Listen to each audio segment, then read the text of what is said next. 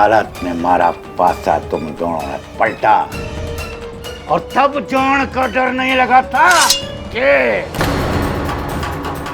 सोचा था तुम दोनों ने कि राजेंद्र टोंक का पैसा लेकर उसका काम ना करोगे। मुझे माफ कर दो राजेंद्र भाई, वो शेखावत अंकल ने हमें ज्यादा पैसे दे दिए। मैंने भी लालच में आकर टॉम साहब। मैं तुम लोगों को समझ चुका हूँ। तुम लोग काबू में आओगे धमकी से, मौत की धमकी से।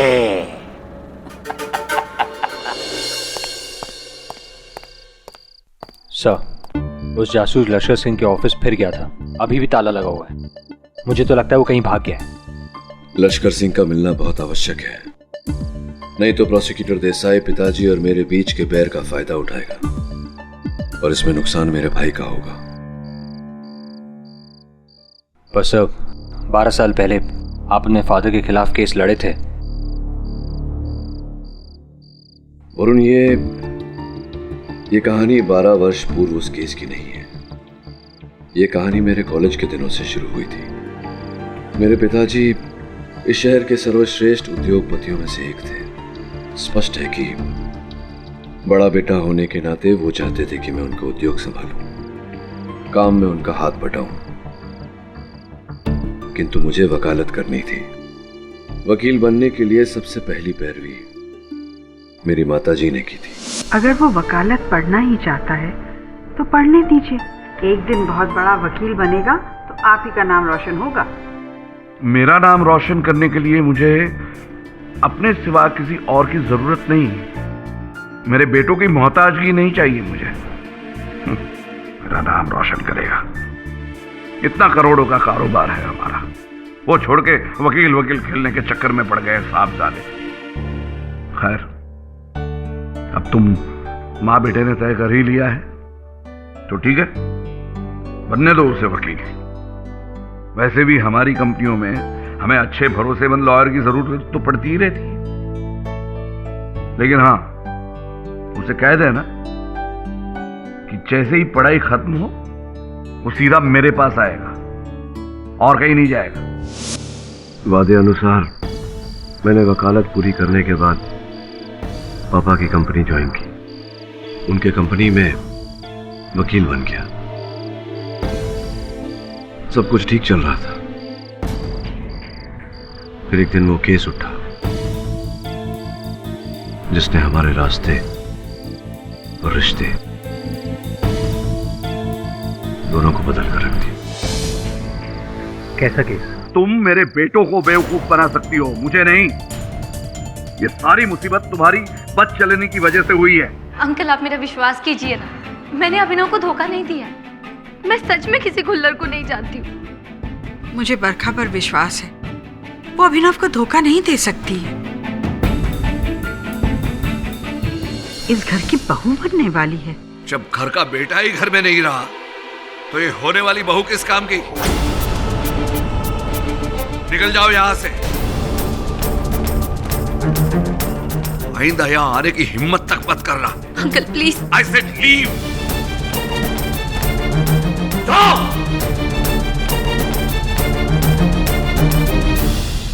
आप इन्हें समझाइए ना। वो मेरा वकील है, उसके सामने गिड़गिड़ाने से कुछ नहीं होगा।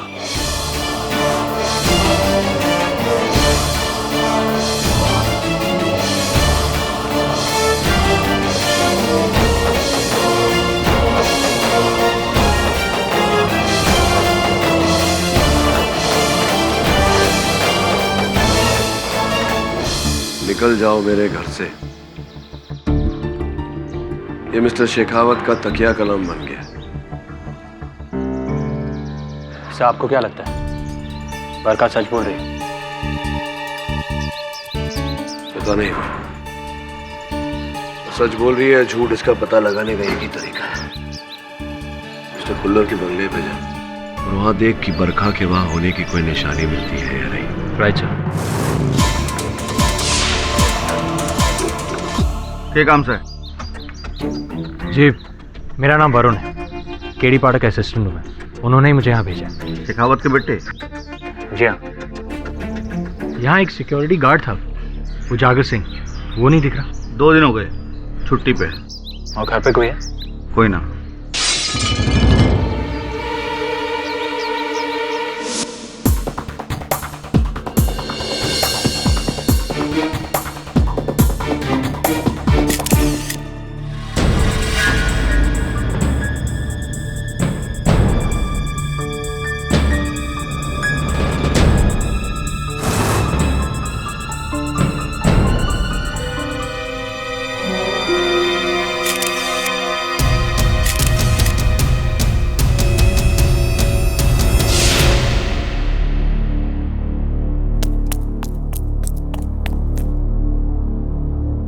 कौन है?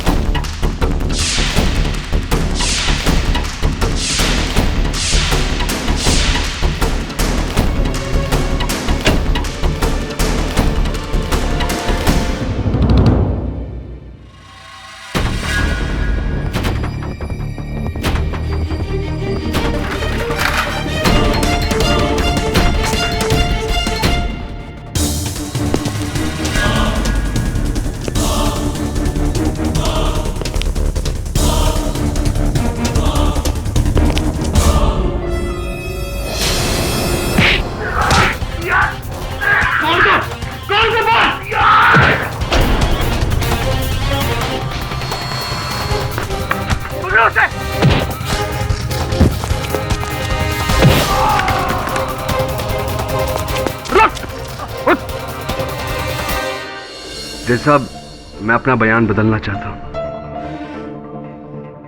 उस दिन मैंने जो कुछ भी कहा वो झूठ था। सच ये है कि उस रात अभिनव मेरे घर से 11 बजे नहीं 8 बजे ही निकला था, अपनी गन लेकर। कमिश्नर की तुम्हें जान लेकर रहूंगा। अभिनव, तुम्हारा खास दोस्त हाथ में गन लिए, आंखों में खून सवार किसी को मारने जा रहा है और तुमने कुछ नहीं किया? हाँ? जी किया, मैंने उसी वक्त मिस्टर शेखावत को फोन किया था। जी अंकल, एक्चुअली अभिनव जगदीश खुल्लर के घर गया उसे मारने, वो भी गन लेकर। अंकल प्लीज आप कुछ कीजिए, वरना कुछ हो जाएगा। ठीक है, मैं अभी खुल्लर के घर पहुंचता हूं। ऐसा कुछ नहीं कहा मैंने। मिस्टर शेखावत, आप प्लीज बैठ जाइए। भाई राहेल, पिछली बार तो तुमने ये बताया था कि अभिनव पूरी रात तुम्हारे साथ था, वो खून कर ही नहीं सकता। मिस्टर शेखावत ने मुझे पैसे दिए थे झूठ बोलने के लिए। हाथ दिए थे पैसे मैंने, लेकिन वो सच बुलवाने के लिए, क्योंकि मुझसे पहले इस टोंक ने तुम्हें खरीद लिया। मिस्टर शेखावत प्लीज बैठ जाइए। साहब, मिस्टर शेखावत ने मुझे पैसों का लालच देकर मुझसे झूठ बुलवाया था साहब।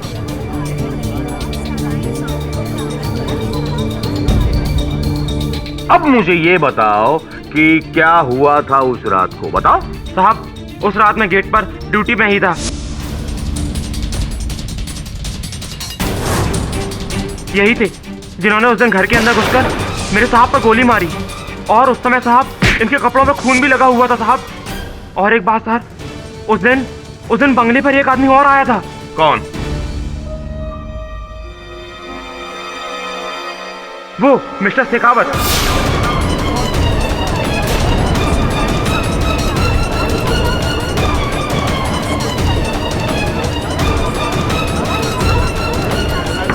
Silent your honour. अब तो क्लियर हो गया है कि मिस्टर अभिनव ने ही मिस्टर खुल्लर का खून किया है, और इस केस को शुरू से ही दबाने की कोशिश कर रहे थे मिस्टर शेखावत। पहले अपने बेटे का साथ देकर, उसके बाद इसे मौकाए वारदात से भगाकर, और अब गवाहों को खरीदकर। वाह मिस्टर पाठक, वाह, कमाल की रंगीन फैमिली है आपकी।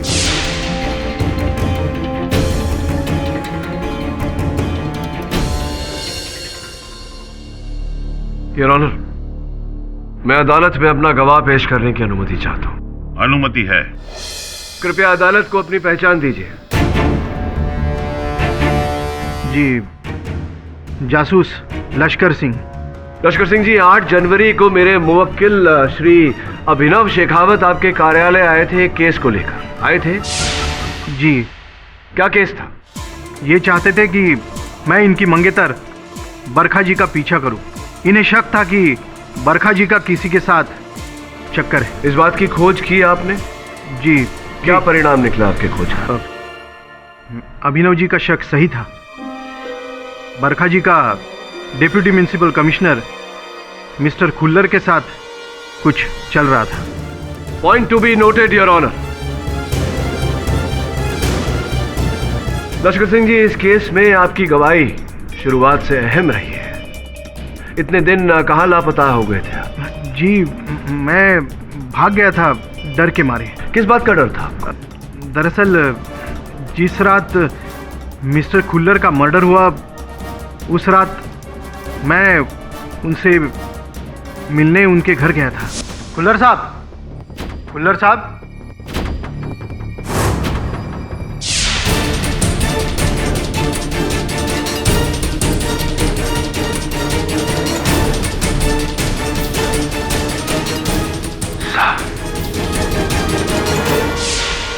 मैं वहां से इसलिए भागा था कि किसी को यह ना लगे कि मैंने ही मिस्टर खुल्लर का मर्डर किया, और क्योंकि मैं उनके घर कैमरा भूल गया था। उस दिन कैमरा लेने के लिए मैं उनके घर गया तो वहां पर मिस्टर वरुण थे। इससे पहले कि वो मुझे पकड़ते, मैंने सोचा मैं उन्हें बेहोश करके वहां से भाग जाऊंगा, लेकिन आपने अभी तक हमें ये नहीं बताया कि आप वहां गए क्यों थे? जी, उन्हें ब्लैकमेल करने। क्या है कि मेरे पास उनकी और बरखा जी की कुछ तस्वीरें थी। अगर वो अभिनव जी से मुझे ज़्यादा पैसे देंगे तो मैं वो सारी तस्वीरें मिटा दूंगा, ताकि किसी को कुछ पता ना चले। हाँ, लेकिन जब मिस्टर खुल्लर ने आपकी इस धमकी को मानने से इनकार कर दिया, तब आप भड़के, आप दोनों के बीच में हाथापाई हुई और आप ही ने उनकी नहीं सर, मैंने उन्हें नहीं मारा, कसम से। मैं तो बस उन्हें ब्लैकमेल करने वहां गया था, ऑफर देने। और यही ऑफर इससे पहले मैंने बरखा जी को भी दिया था।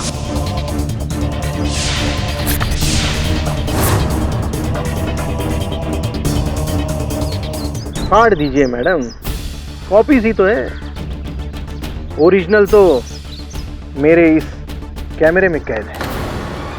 तो बोलिए, ऑफर मंजूर है या? मैं तुम जैसे इंसान की धमकियों से नहीं डरती, समझे? अभिनव को मैं अपनी तरह से हैंडल करूं। Get lost. एक छोटी सी समस्या है लश्कर सिंह जी। बरखा जी का ये कथन है कि आपसे मिलना तो दूर, वो मिस्टर खुल्लर को जानती तक नहीं थी। झूठ बोलती है सर वो। मेरे पास तस्वीरें हैं उनकी और खुल्लर जी की। नहीं तो कहाँ है वो तस्वीरें? वो मैंने डर के मारे जला दी, ताकि मेरा नाम खुल्लर जी के साथ कनेक्ट ना हो। तो जो ओरिजिनल फोटोग्राफ्स थी वो किसी डिस्क पर थी, चिप पर थी, कहाँ थी? मेरे कैमरे में कैद थी। वही कैमरा जो मैं खुल्लर जी के घर पर भूल आया था। और ढूंढने पर भी आपको नहीं मिला होगा कैमरा? जी नहीं। योर ऑनर, विचित्र बात यह है कि वो कैमरा पुलिस को भी मौकाए वारदात से बरामद नहीं हुआ, जिसका अर्थ ये होता है कि कोई व्यक्ति वहां उस कैमरा को ढूंढने गया था और उसी व्यक्ति ने वहां से उस कैमरा को ओझल किया है। जी, मैं जब मिस्टर खुल्लर को जानती ही नहीं, तो मैं उनके घर कैमरा लेने कैसे जाऊंगी? नहीं, आप जानती थी ना उनको, क्योंकि लश्कर सिंह जी के कथन के अनुसार आप थी उन तस्वीरों में जो लश्कर सिंह जी ने खींची थी। और वो कैमरा खुल्लर साहब के घर पर वो भूल आए थे, तो आप वो कैमरा लेने गई थी ना वहाँ? जी नहीं, आप गई थी? नहीं, आप नहीं गई? नहीं, आप कभी खुल्लर साहब के घर नहीं गई? जी नहीं। Are you sure? हाँ। तो ये बताइए बरखा जी, खुल्लर साहब के घर के कूड़ेदान में से ये टिश्यू बरामद हुआ जिस पर किसी महिला के होठों का रंग लगा हुआ है। इसकी फोरेंसिक जांच करने पर पता चला कि इसका डीएनए आपके डीएनए से मैच हुआ। ये कैसे संभव हुआ जब आप वहां गई ही नहीं? तो हाँ, ये टिश्यू मेरा ही है, पर हो सकता है उसे किसी ने जानबूझ के वहां फेंका हो। इन्हें फंसाने के लिए। अच्छा, ठीक उसी प्रकार से जिस प्रकार से मिस्टर शेखावत को फंसाने के लिए इनके कोट का बटन वहां मौकाए वारदात पर डाला गया था। वैसे मिस्टर पाठक, आपके पिताजी तो फंस चुके हैं, अब आप बरखा जी को क्यों फंसा रहे हैं? क्योंकि मिस्टर देसाई, या तो लश्कर सिंह जी झूठ बोल रहे हैं या बरखा। मैं ये समझ नहीं पा रहा हूँ कि दोनों में से झूठा कौन है। जी मैं सच बोल रही हूँ, मेरा उस खुल्लर से कोई लेना देना नहीं है। हाँ, ना कैमरा है ना तस्वीर है, फिर साबित कैसे करेंगे? हाँ योर ऑनर, कैमरा भी था और चित्र भी है। केवल चित्र नहीं, चलचित्र है यहाँ। लश्कर सिंह ने अपने कथन में कहा था कि उन्होंने बरखा जी और खुल्लर साहब को आमेर रोड के सनशाइन रेस्टोरेंट में 10 जनवरी को दोपहर 2:30 बजे देखा। वहां के सिक्योरिटी कैमरा की फुटेज अदालत में चलाने की अनुमति चाहता हूं। अनुमति है।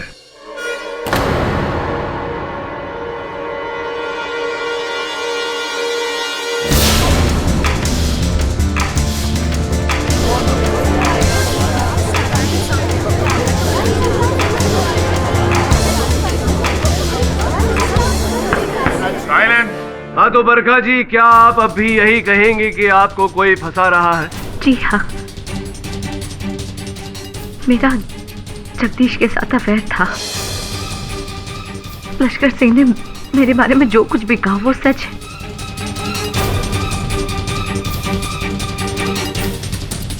मैं मानती हूँ मैंने अभिनव को धोखा दिया, पर मैंने किसी का खून नहीं किया। She's lying, धोखेबाजी, झूठी है ये। ऐसे मत कहो अभिनव, मैं सच में सिर्फ तुमसे प्यार करती हूँ। प्लीज ये प्यार का ड्रामा बंद कर दो प्लीज। देखो अभिनव, मैं अगर तुमसे प्यार नहीं करती तो शायद वो सारी बातें मैंने पुलिस को अब तक बता दी होती, पर मैं चुप थी ना, सिर्फ तुम्हारे और तुम्हारे खानदान की वजह से।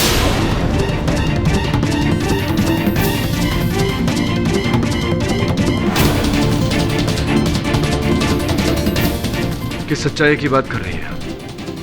बता दूं? हाँ हाँ हाँ हाँ, बताइए बताइए बताइए, क्या सच्चाई है बताइए। जिस रात जगदीश खुल्लर का खून हुआ था, उस रात मैं उसी के साथ थी, उसके घर पे। अभिनव, तुम? अभिनव रुको रुको, बस गोली चलाओ, गोली। नहीं अभिनव, नहीं।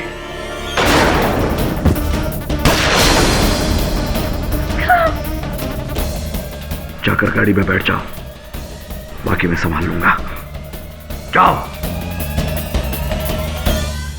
और तुम मेरे दोस्त की बेटी हो, इसलिए छोड़ रहा हूं तुम्हें, लेकिन इस बात का जरा सा भी जिक्र कहीं भी हुआ तो तुम्हारी इज्जत की इतनी धज्जियां उड़ा दूंगा कि समेट समेटते तुम्हारा बाप मर जाएगा। झूठ बोली है ये, ऐसा कुछ हुआ ही नहीं था भाई। She is lying.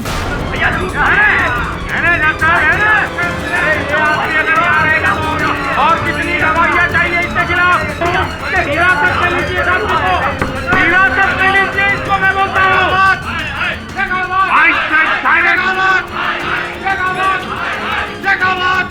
Silence in my court!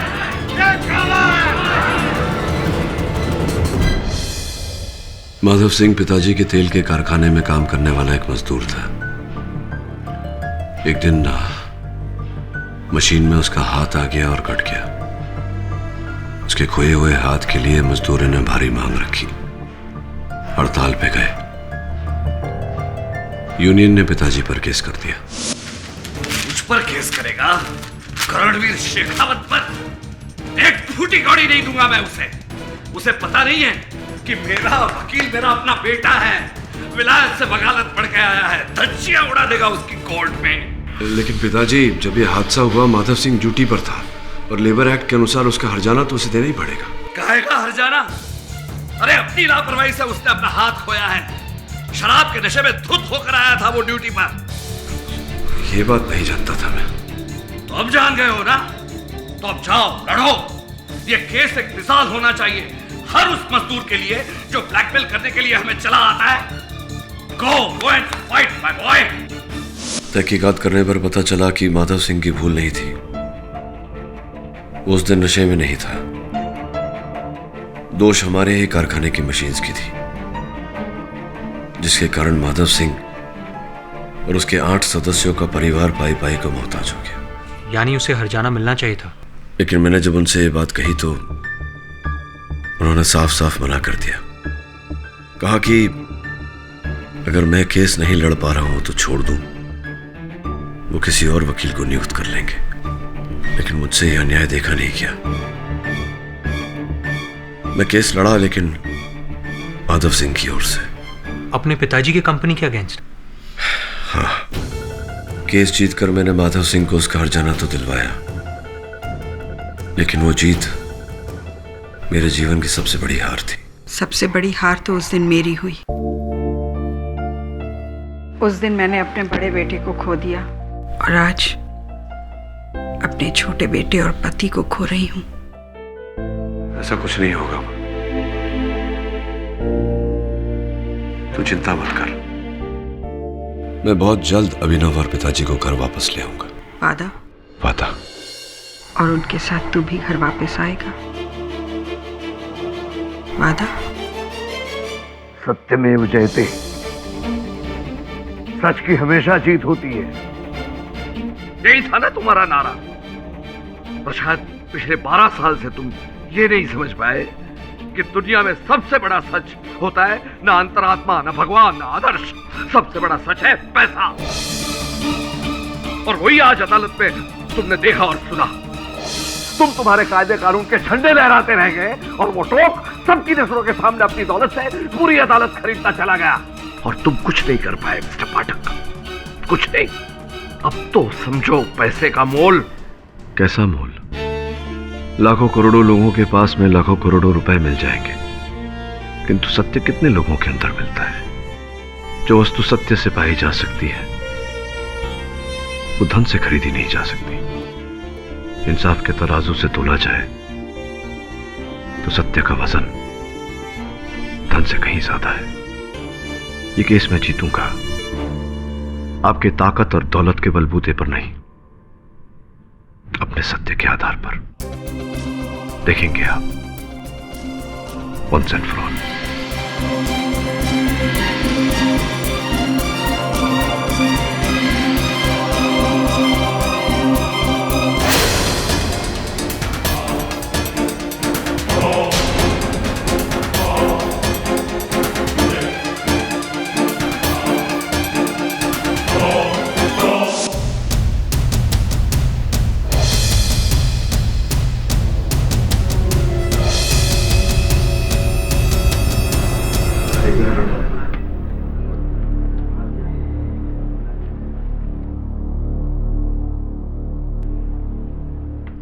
वक्त है तुम्हारा ये सच का जाप छोड़ दो और इस केस को मुझे मेरे तरीके से हैंडल करने दो। दिल्ली तक पहुंच है मेरी। 4 दिन के अंदर अंदर मेरी जगह पर ये टोक हिरासत में होगा। इसकी नौबत नहीं आएगी। तुम्हारी से तुम्हें ले डूबेगी और साथ में हमें भी।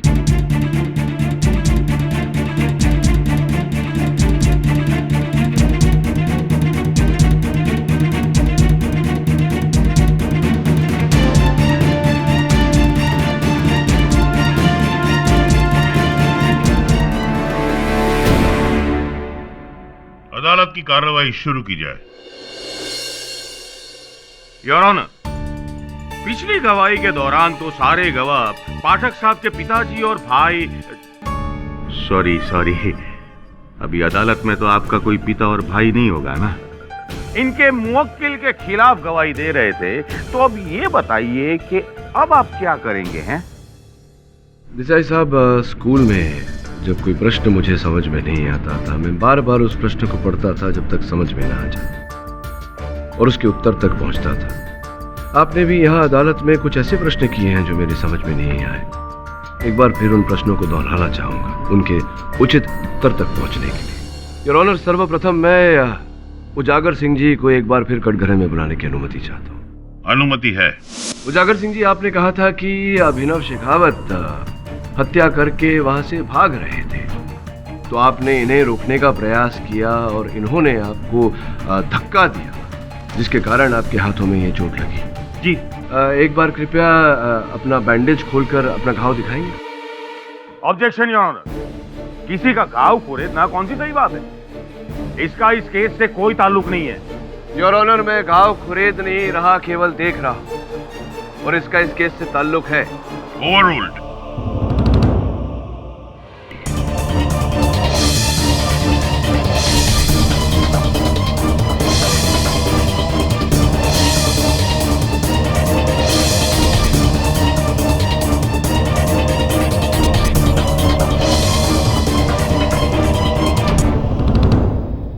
ये जो घाव है ये ऐसा तो नहीं लग रहा उजागर सिंह जी कि मेरे मुवक्किल के आपको धक्का मारने के बाद आप जमीन पर गिरे और आपका हाथ रगड़ गया जमीन पे। जब जमीन पर हाथ रगड़ता है तो खरोंचें पड़ती हैं, तो आपका हाथ कटा हुआ है। वैसे भी कुल्लर साहब के बंगले के बाहर जो मिट्टी है वो तो चिकनी है, तो वहां गिर कर हाथ रगड़ कर इस प्रकार से कटना तो असंभव बात है।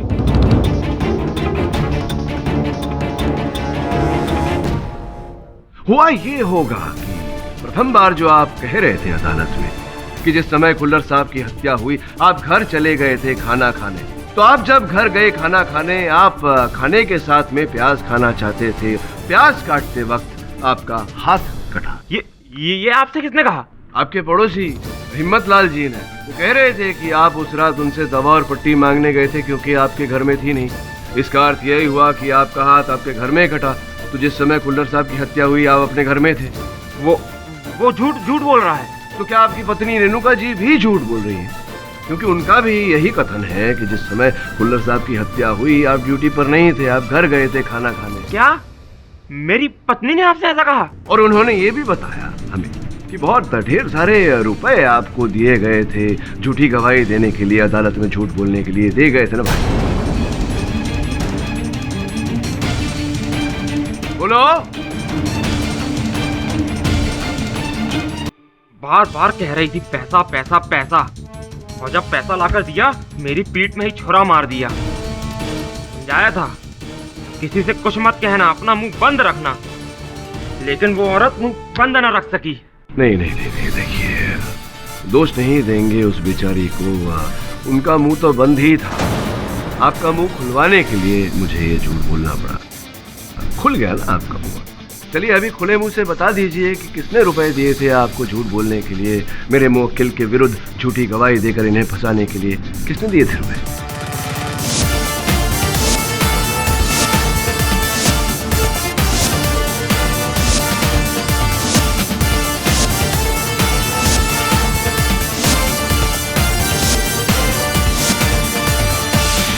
रायल साहब, आपने कहा था कि मेरे मुवक्किल अभिनव शेखावत आपके साथ रात के 8 बजे तक थे, जिसके पश्चात हाथ में गन लिए गुस्से में झुलसते हुए ये कुल्लर साहब के बंगले पर चले गए थे उनकी हत्या करने 9 बजे के आसपास, राइट? जी। आपने ये भी कहा था कि इनके जाने के तुरंत बाद आपने इनके पिताश्री शेखावत साहब को फोन किया था उन्हें सचेत करने के लिए, ये भी सही है? जी। ये संभव नहीं है रायल साहब, क्योंकि आपके फोन कॉल के रिकॉर्ड्स के अनुसार आपके मोबाइल फोन से कोई फोन गया ही नहीं। ये देखिए, उस समय कोई फोन किया ही नहीं गया। वो मैंने सेल फोन यूज नहीं किया था, लैंडलाइन से फोन किया। लैंडलाइन की सूची भी है मेरे पास, ये देखिए। इससे भी श्री करणवीर शेखावत को कोई फोन नहीं किया गया। मुझे पूरा याद है, मैंने फोन किया था। हाँ, किया था, फोन किया था, लेकिन शेखावत साहब को नहीं, बरखा जी को। ये देखिए, बरखा को आपने फोन किया इनके जाने के बाद, संभवतः इसलिए क्योंकि आप उसे बताना चाहते थे कि अभिनव उनके बारे में जान गए, बरखा को सचेत करना चाहते थे। क्यों बरखा को सचेत करना चाहते थे आप? क्यों बरखा को फोन किया था आपने? जी, मैंने फोन नहीं किया। बरखा को फोन किया था आपने क्योंकि बरखा के साथ आप मिले हुए हैं। मैं कह रहा हूँ ना कि मैंने फोन नहीं किया। इस बात का कोई गवाह है जो ये कह सके कि आपने बरखा को फोन नहीं किया था? अभिनव मतलब? क्योंकि अभिनव मेरे साथ देर रात तक था। आप चाहे तो उससे पूछ सकते हैं। नहीं, तो पहले आपने क्यों कहा कि ये 8 बजे ही चले गए थे अपनी गन लेकर?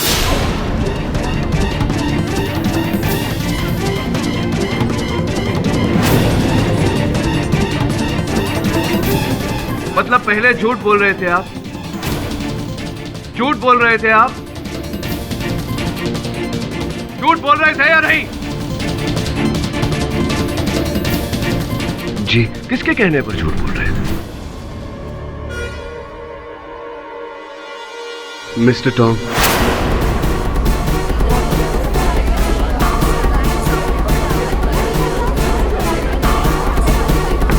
साइलेंट।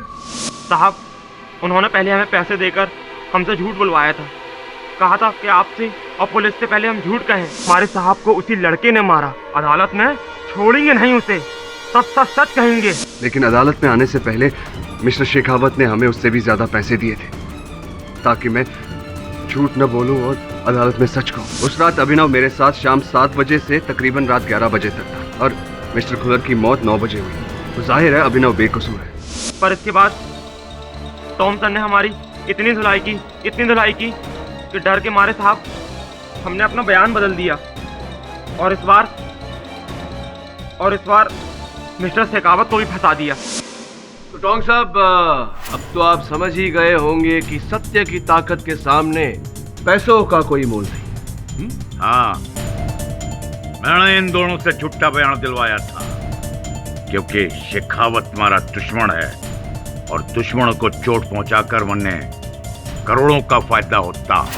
हाँ, तो करोड़ों का और फायदा पाने के लिए आपने अपने दुश्मन के सुपुत्र को इस जाल में फंसाया, खुल्लर साहब की हत्या करके। नहीं, अगर मैं कहूं कि हत्या के समय किसी ने आपको खुल्लर साहब के बंगले में देखा था हाथ में कोल्ट पिस्टल लिए, तो क्या कहेंगे? तो मैं कहूंगा वो आदमी अंधा है। सर जी, मैं बिजनेसमैन हूँ, कोई खूनी नहीं। अच्छा, ये रुमाल फिर आपका खुल्लर साहब के सोफा के पास कैसे पाया गया? सर जी, मैं रुमाल रखता ही नहीं, ये मारा नहीं है। मिस्टर पाठक, आपके तुक्के हर बार हर किसी पे चलने वाले नहीं है। मिस्टर टोंग बेकसूर है। जानता हूँ, ये रुमाल उनका नहीं, मेरा ही है, केवल आजमा रहा था। नहीं, आप इन्हें नहीं, आप हमें आजमा रहे हैं। लेकिन ये मत भूलिएगा कि आपके मुवक्किल पे से अभी तक हत्या का दोष हटा नहीं है। हट जाएगा देसाई साहब। योर ऑनर, पिछली सुनवाई में बरखा जी ने जो कथन दिया था वो मेरी समझ में नहीं आया। विस्तार से उसे समझने के लिए मैं उन्हें कटघरे में बुलाने की अनुमति चाहता हूँ। अनुमति है। योर ऑनर, मैं अदालत को याद दिलाना चाहूंगा कि पिछली सुनवाई में बरखा जी ने अदालत में यह कथन दिया था कि 9, 10 और 11 जनवरी को जब जासूस लश्कर सिंह जी ने इनकी खुल्लर साहब के साथ तस्वीरें खींची थी, उस समय ये जयपुर में ही थी। सनशाइन रेस्टोरेंट के सीसीटीवी कैमरा में जो आपके चित्र हैं खुल्लर साहब के साथ, वो आप ही थी। जी। इसका अर्थ ये हुआ कि आप जयपुर में ही थी, किंतु आपने उसकी पिछली सुनवाई में कहा था कि आप जयपुर में नहीं थी। जनवरी 9, 10 और 11 तारीख को आप आगरा में थी। आपने याद है, आपको आपने फोटो दिखाई थी आगरा की, आपकी, आप आगरा में हैं, आपके मोबाइल फोन पर वो तस्वीरें थी, तो वो झूठी थी। हाँ, वो तस्वीरें झूठी थी। तो क्या राहिल खान साहब और उजागर सिंह साहब की तरह आपने भी इनके टोंक साहब के कहने पर झूठ बोला? जी नहीं, मैं मिस्टर टोंक को नहीं जानती। अच्छा, आप मिस्टर टोंक को नहीं जानती, पर आपने तो ये भी कहा था कि आप खुल्लर साहब को भी नहीं जानती। फिर आपकी जान पहचान निकली उनके साथ। देखिए, आप खामखा मुझ पे शक कर रहे हैं। बरखा जी, क्या आपने खुल्लर साहब का खून किया है? जी नहीं, मैंने किसी का खून नहीं किया है। मैं थक गई हूँ ये सब कह के। पसीना क्यों आ रहा है आपको? लीजिए, पसीना पूछ लीजिए। ये जो मैं आपसे जब मिला था, आपसे वार्तालाप हुई थी मेरी, उस समय जब मैंने आपको रुमाल दिया था, आपने दाहिने हाथ से लिया था, इस बार बाएं हाथ से लिया। पाठक साहेब, छोड़ो ने, हवे डाबो जमणो दाया बाया क्या फर्क पड़ता है?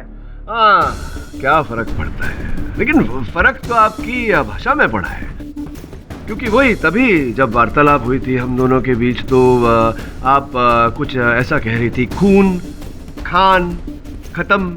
लेकिन अब आपका उर्दू तलफ़ुज़ जो है वो बिल्कुल साफ है, खून, खत्म, खान।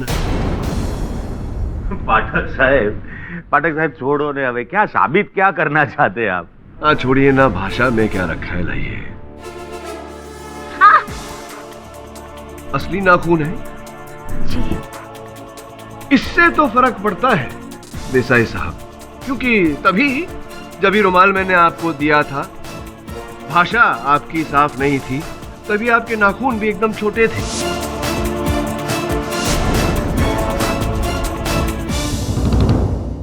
ये अचानक कुछ ही दिनों में इतने लंबे नाखून को छोटे होते हुए देखा है, लेकिन छोटे नाखून को लंबे होते हुए इतने कम दिनों में दिखा नहीं।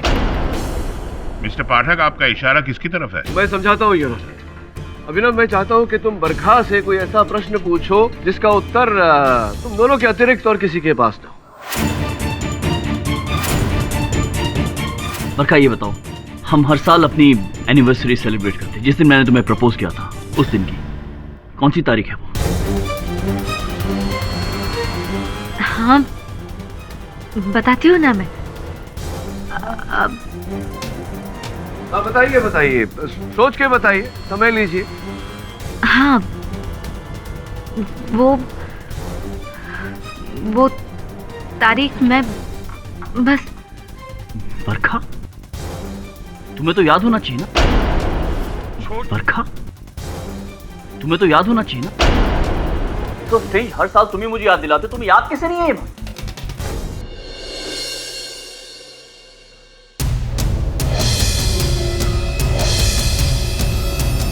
योर ऑनर, प्रपोजल की डेट मिले ना मिले, लेकिन मिस्टर के.डी. पाठक को इस केस की अगली तारीख नहीं मिलेगी, क्योंकि ये रहे कत्ल के सबूत। ये कॉल्ट 911 पिस्टल और ये टी शर्ट जिस पर खून लगा है, जो मिस्टर अभिनव शेखावत का है।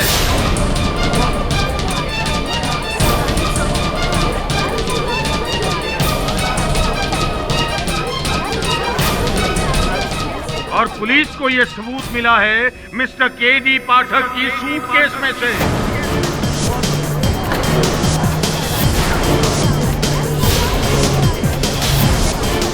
और वो सूटकेस उनको मिला है उनके पिताजी मिस्टर करणवीर शेखावत के घर से। छोटे भाई ने खून किया, बाप ने सबूत मिटाए, और बड़े भाई ने उस सबूत को छुपाने की कोशिश की। तीनों के तीनों मिले हुए, योर ऑनर, केस खत्म।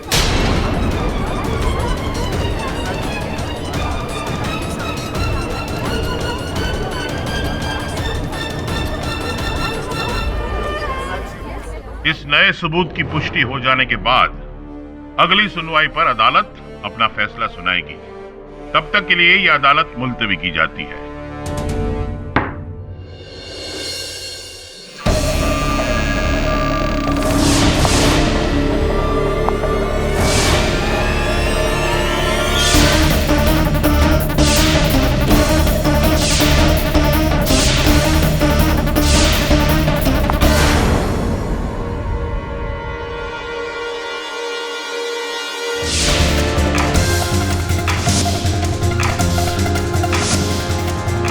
ये के.डी. पाठक को भी असलियत का अंदाजा होने लगा है।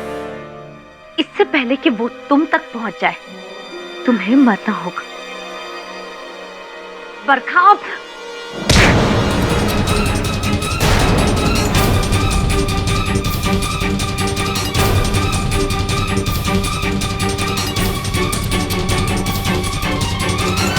आइए इंस्पेक्टर साहब।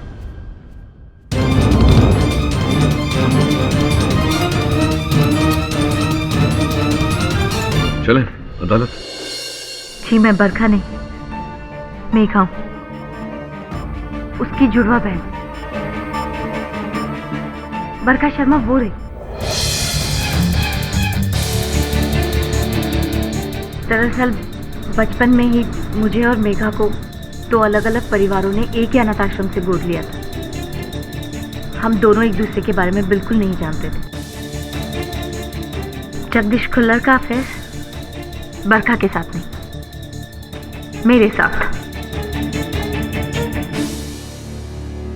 अर्थात अभिनव और जासूस लश्कर सिंह दोनों को धोखा हुआ था। उन्होंने खुल्लर साहब के साथ बरखा को नहीं, आपको देखा। जी हाँ, और जब लश्कर सिंह मुझे ब्लैकमेल करने के लिए वो तस्वीरें लेकर मेरे पास आया, तब अनजाने में उससे मुझे पता चला कि मेरी कोई हमशक्ल भी है। फिर अभिनव की शक के बिना पर मैंने उसे फंसाने का प्लान किया। तो ये बताइए कि खुल्लर साहब की हत्या करने के पीछे क्या कारण था? जगदीश खुल्लर के पास मेरे कुछ ऐसे मेमोरीज थे जिससे वो मुझे ब्लैकमेल कर रहा था। मुझे तो उसे बहुत पहले मार देना था। फिर मैंने सोचा कि उसे ऐसा मारूंगी कि पूरा शक अभिनव पे है। इसीलिए पहले मैं अभिनव के घर गई बरखा बनकर, किसी को शक ही नहीं हो। और फिर मैंने उसके घर से वो गन चुरा ली।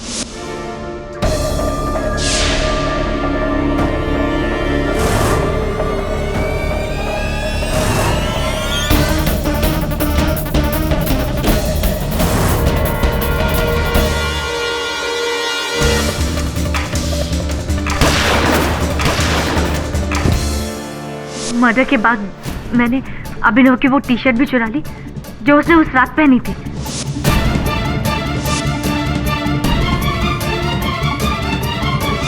उसके बाद उसके ऊपर जगदीश खुल्लर की लाश से लिया हुआ खून भी लगा दिया। सारा काम हो गया था। फिर मैंने गन और टी शर्ट दोनों अपने पास रख लिए ताकि पुलिस का सारा शक सिर्फ अभिनव पे जाए।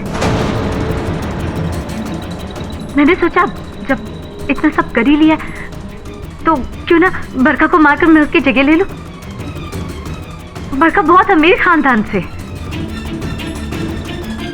और यही किया मैंने, उसे किडनैप करके।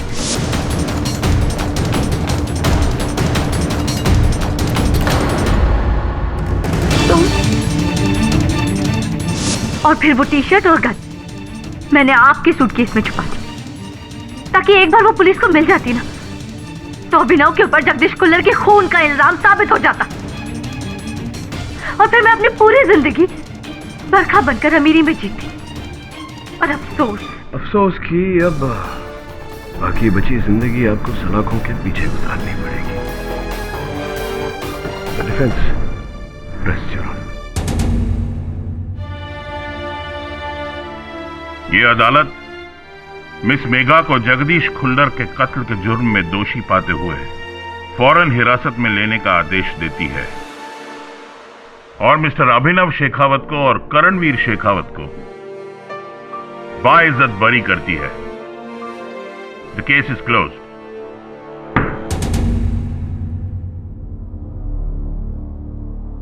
भले।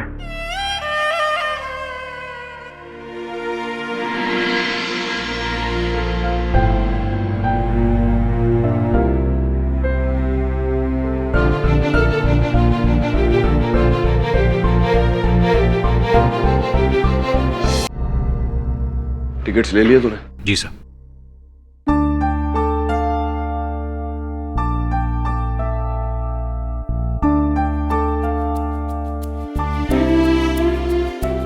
Don't get emotional on me, okay?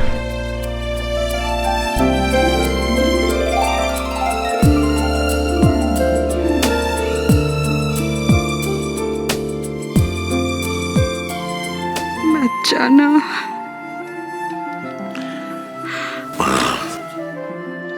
Jaipur कौन सा दूर है? इतना दूर कि 12 साल लग गए तुझे सफर तय करने में। पापा, अपने कमरे में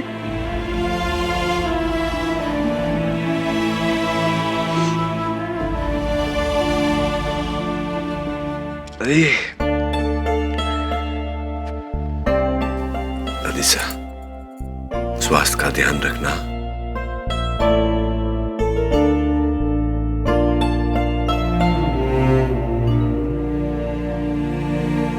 रुको।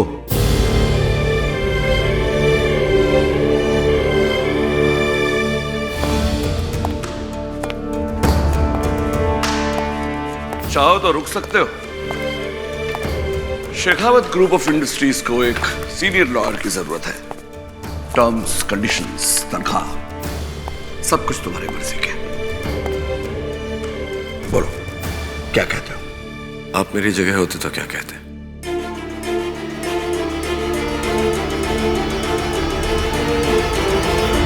ना कह देता। सिद्धि बहुत है तुम। पिता पे गया।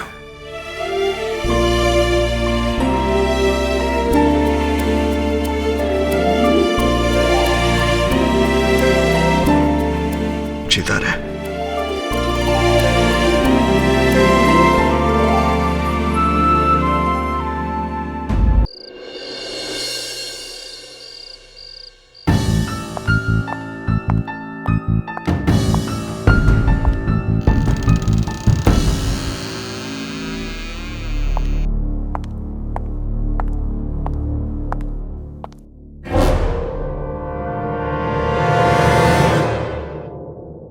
पापा दूध पी लीजिए पापा, आपका व्रत है ना पापा।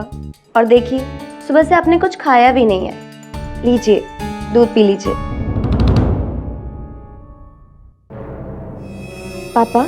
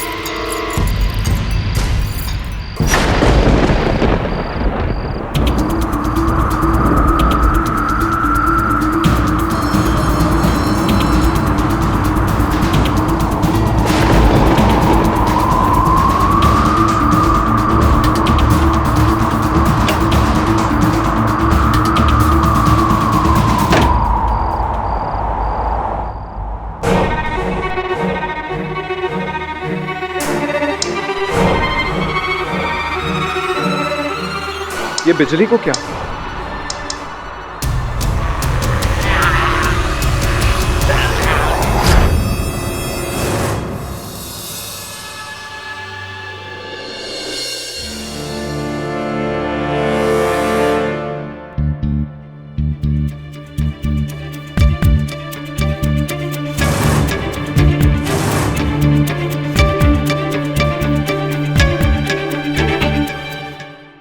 Mister Ajit, please move.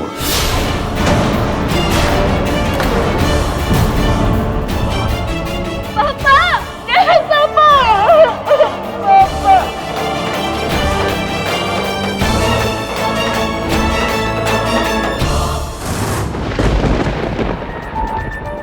माचिस कहाँ है?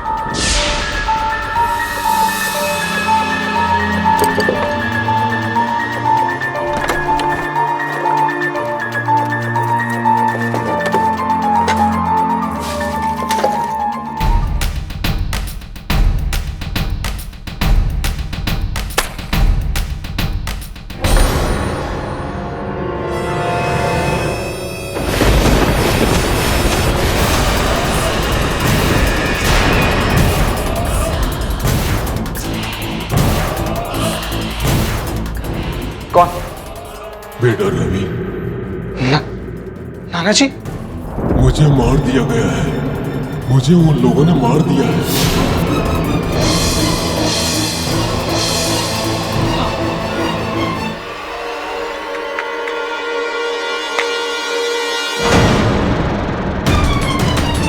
नाना जी,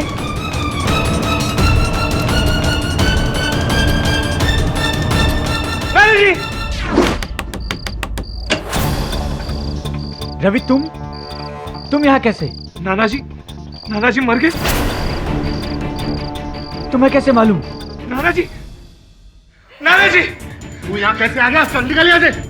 आप ही लोगों ने नाना जी का खून किया। क्या बकवास कर रहा तू? बकवास नहीं कर रहा हूँ। सही है, रुकिए मैं बात करती हूँ।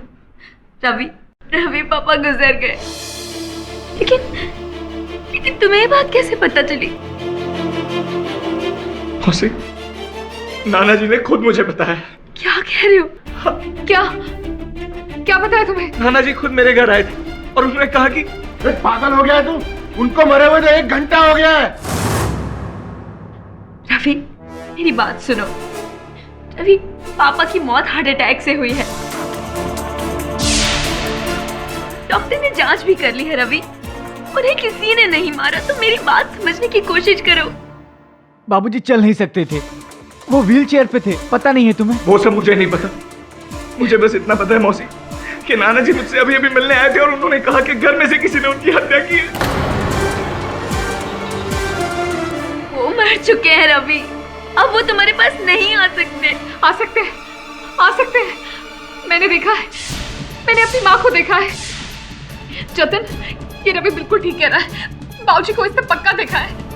कैसी बातें कर रही हो पुष्पा? बाबूजी की आत्मा। गॉड, अरे ये पागल हो गया। इसे घर में किसने घुसने दिया इसको? एक सेकंड प्लीज, एक सेकंड। मुझे लगता है कि रवि सही कह रहा है। अरे अब तुम्हें भी क्या बाबूजी ने आगे बताया है? भैया आप ये देखिए, इनकी जबान काली पड़ गई है। शायद डॉक्टर्स ने इनकी जबान चेक नहीं की है। नेचुरल डेथ में जबान काली नहीं पड़ती है। इन्हें जहर दिया गया है, ऐसी किस्म का जहर जिसका असर देर से पता चलता है। मैंने कहा था किसी ने नाना जी की जान ली है। हमें पुलिस को इन्फॉर्म करना ही होगा। नाना जी का पोस्टमार्टम हमें करवाना ही होगा। पोस्टमार्टम? अरे तू पागल हो गया क्या? पोस्टमार्टम? भैया ये गलत कहाँ कह रहा है? मेरी भी राय यही है, हमें पोस्टमार्टम करवाना चाहिए। देखिए अगर बाबूजी का वाकई खून हुआ है तो कातिल का पता लगाना बहुत जरूरी है।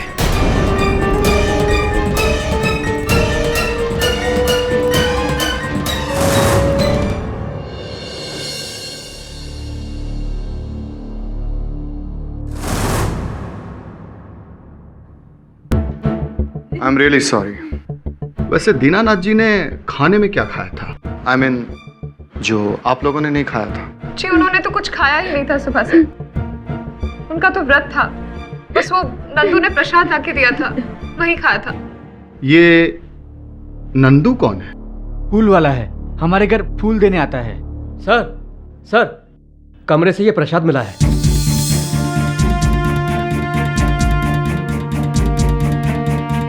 तो ये वही प्रसाद है जो? जी वही है। मिस्टर सतीश, आपका शक बिल्कुल सही निकला। दीनानाथ जी की मौत जहर से ही हुई।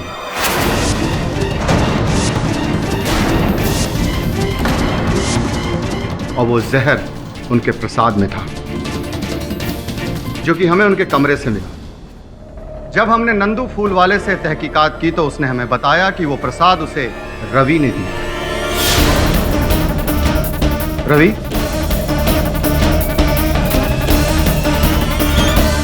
रवि, क्या मैं सही कह रहा हूं? जी हाँ इंस्पेक्टर साहब, नाना जी को प्रसाद मैंने ही भिजवाया था, पर उसमें जहर मैंने नहीं मिलाया। झूठ बोल रहे हैं आप, बकवास कर रहे हैं आप। आपके घर से हमें ये जहर की शीशी मिली, जिसमें अभी भी जहर बाकी है।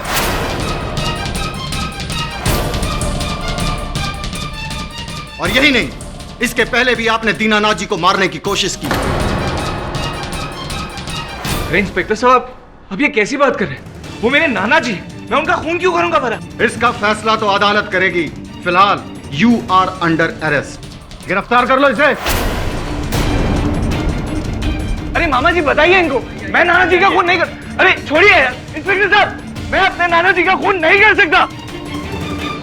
रवि, तुम्हारी ये कहानी जितनी विचित्र है उतनी ही मनोरंजक भी। सुन के मजा आया, लेकिन विश्वास करना जरा कठिन है। ये भूत प्रेत की बातों पर, अंधविश्वास की बातों पर न अदालत विश्वास करेगी न मैं।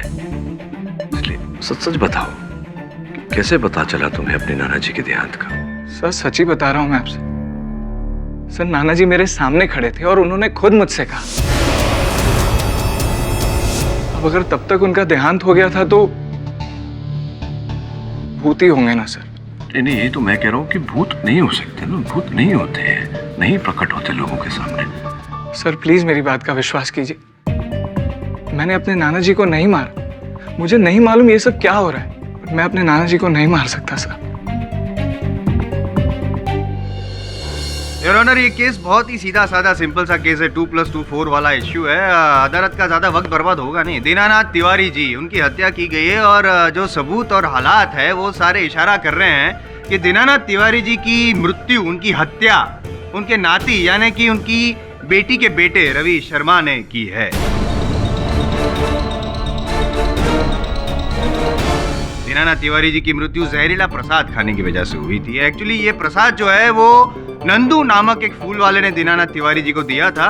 वो रोज, नंदू जो है वो रोज फूल देने तो जाता था दीनानाथ तिवारी जी को, लेकिन उस दिन फूल बना के जहरीला प्रसाद खिला दिया। और एक बात पता चली योर ऑनर कि ये जो जहरीला प्रसाद है वो नंदू को दिया किसने?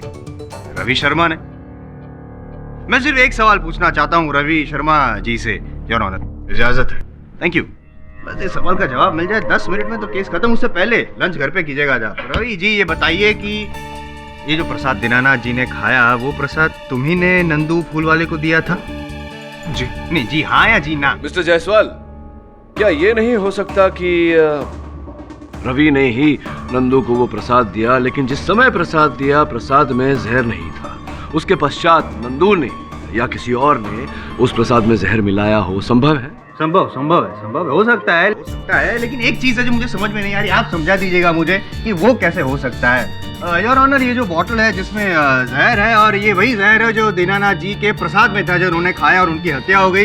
ये जहर वाली जो बॉटल है, आधी बॉटल, वो रवि जी के कमरे से मिली। ये कैसे हो सकता है? खैर छोड़िए योर ऑनर। और एक बात है, ये चाकू तीसरा सबूत है रवि शर्मा जी के खिलाफ। इन पर रवि जी के उंगलियों के निशान है और दीनानाथ जी की जब मृत्यु हुई उसकी पिछली रात ये चाकू दीनानाथ जी के बेडरूम की खिड़की के नीचे से मिला, बाहर की साइड। ये कैसे पहुंचा वहां पे? इस सवाल का जवाब देने के लिए मैं दीनानाथ जी के वॉचमैन गंगाराम को यहाँ पे बुलाना चाहूंगा योर ऑनर, इजाजत है? हाँ साहब, उस रात जब हम अपनी ड्यूटी कर रहे थे तो हमने बाबूजी के कमरे के नीचे किसी को देखा था। वहीं रुको! हमारी आवाज सुनने के बाद वो भाग गया था। हमने वहां जाकर देखा तो जमीन पर एक चाकू पड़ा हुआ था। हमने वो चाकू उठाकर जतिन बाबू को दे दिया। योर ऑनर, वो चाकू जतिन ने पुलिस के हवाले कर दिया और फॉरेंसिक रिपोर्ट के अनुसार उस चाकू पर जतिन और गंगाराम जी के अलावा सिर्फ रवि की उंगलियों के निशान हैं। ऐसा तो केस खत्म हो चुका है, लेकिन फिर भी पाठक साहब आप कुछ पूछना चाहे तो प्लीज। पूछ ही लेता हूँ मैं, आपकी दलील को खत्म कर देता हूँ। भाई ये बताओ कि जो कह रहे हो आप, जिस व्यक्ति को भागते हुए देखा उस व्यक्ति का चेहरा देखा था? नहीं साहब, बहुत अंधेरा था वहाँ। इसका अर्थ ये होता है कि आप विश्वास से नहीं कह सकते हैं कि वो व्यक्ति रवि ही थे? नहीं साहब, हम कहाँ कह रहे हैं, ये तो ये वकील साहब कहे जा रहे हैं। नहीं मतलब रवि जो चाकू पे रवि के उंगलियों के निशान मिले। जायसवाल साहब, पता नहीं चाकू को लेकर क्या सिद्ध करना चाहते हैं, क्योंकि दीनानाथ जी की हत्या, उनकी मृत्यु इस चाकू के कारण तो हुई ही नहीं है। आप आज्ञा दें तो मैं अपने मुवक्किल रवि से चंद प्रश्न करना चाहूंगा। इजाजत है? धन्यवाद रवि, जब आपको अपने नाना जी के मृत्यु के बारे में पता चला और आप उनके घर पहुंचे और सबके सामने आपने ये भावना प्रकट की कि उनकी मृत्यु स्वाभाविक रूप से नहीं हुई, उनकी हत्या की गई है, कि किस कारणवश आपने ऐसा कहा था? जी वो मुझे किसी ने बताया था। अच्छा, किसने? मेरे नाना जी। यस योर ऑनर, उस रात नाना जी खुद मेरे घर आए थे। नाना जी?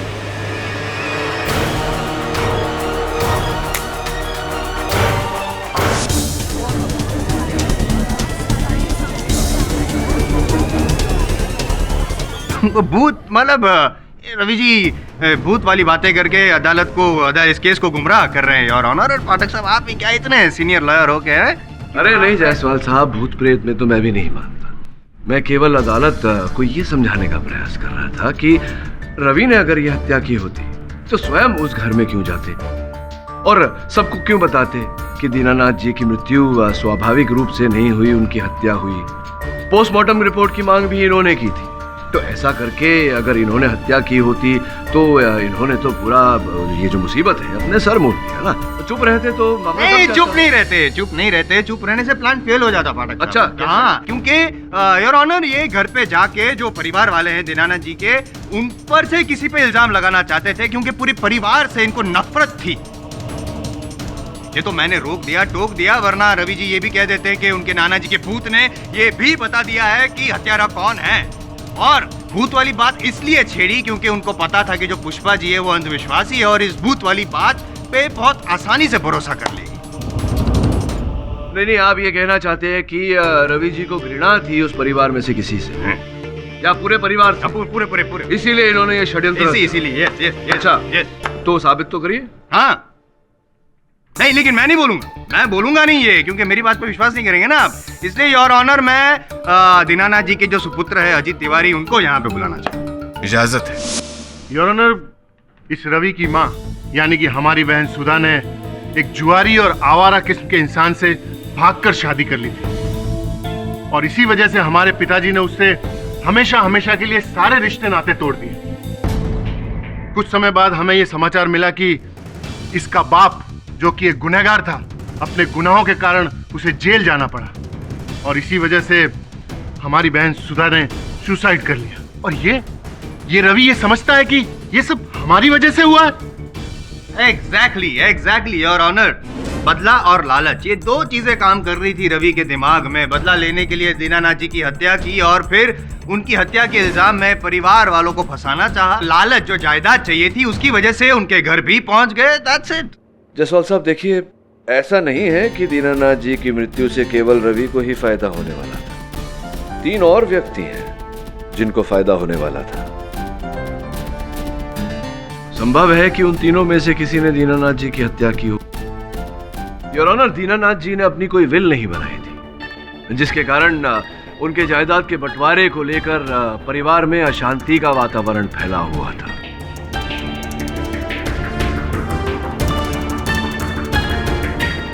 इस बात की पुष्टि के लिए मैं उनके घर के पुराने नौकर बिंदा जी को कटघरे में बुलाने की अनुमति चाहता हूँ। अनुमति है। बाबूजी और उनके बेटों में तो कभी बनती ही नहीं थी। उनके छोटे बेटे जतिन, वो तो कभी कभार उनसे बात कर लिया करते थे, लेकिन उनकी पत्नी पुष्पा और अजीत, ये दोनों उनसे लड़ते झगड़ते रहते थे। ये जो झगड़े होते थे किस बात पर होते थे? पैसों के लिए वकील साहब। धंधे के नाम पर उनसे बहुत सारे पैसे ऐंठ लिए थे इन लोगों ने। बाबूजी ने उन्हें पैसे देने से इनकार कर दिया था। एक पैसा नहीं दूंगा तुम्हें। मेरी बरसों की कमाई तुम दोनों ने अपनी अय्याशी में फूंक दी। अय्याशी नहीं, बिजनेस किया है हमने। हाँ, जानता हूं मैं क्या बिजनेस किया तुमने। अरे क्या करोगी ये पैसा बचाकर? मरने के बाद हम दोनों को ही मिलने वाला है वो पैसा। तुम दोनों नहीं, रवि का और तुम्हारी बहन सुमन का भी बराबर का हक है उस पैसे पे। एक पैसा नहीं दूंगा उन दोनों को, एक पैसा। याद रखना, ये जो बिल है वो हम दोनों के नाम कर दीजिए आप, समझ गए? मर जाऊंगा लेकिन ऐसी बिल नहीं बनाऊंगा मैं अपने जीते जी रवि और सुमन पे कोई अन्याय नहीं होने दूंगा। और अगर ज्यादा जबरदस्ती की तो पुलिस पे जाके शिकायत दर्ज करवाऊंगा मैं। निकल जाओ तुम दोनों यहाँ से। भैया चलो यहाँ से। चलो तुम भी चलो। जान से मार डालूंगा मैं इस बुड्ढे को। मुझे धमकी देता है अपने बड़े बेटे को। भैया चलो, मैं समझाऊंगा। झूठ बोल रहा है ये नमक हराम। यही बाबूजी के कान भरता था। ऑर्डर मिस्टर अजीत, प्लीज अपनी जगह बैठ जाइए। योर ऑनर, सॉरी पाठक साहब, एक नौकर की बात पर कितना भरोसा किया जा सकता है? ये भी तो हो सकता है ना पाठक साहब कि रवि ने बिंदा प्रसाद जी को कुछ पैसे खिलाए हो, ये सारी बातें कहने के लिए इनके खिलाफ हो सकता है। हाँ, तो हो सकता है। तो ये भी हो सकता है कि आपने अजीत जी को पैसे दिए हो मेरे मुवक्किल रवि के विरुद्ध बोलने। पाठक साहब, मुझ पे इल्जाम लगा रहे हैं आप। आपको पता है, आप जानते हैं कि मैं जानता हूँ कि आप इतने शरीफ हैं। गली गली में आपके शराफत की चर्चा है। योर ऑनर, अभी बिंदा जी ने अदालत में जो बातें कही, उन्हें प्रमाणित करने के लिए मेरे पास सबल साक्ष्य भी है।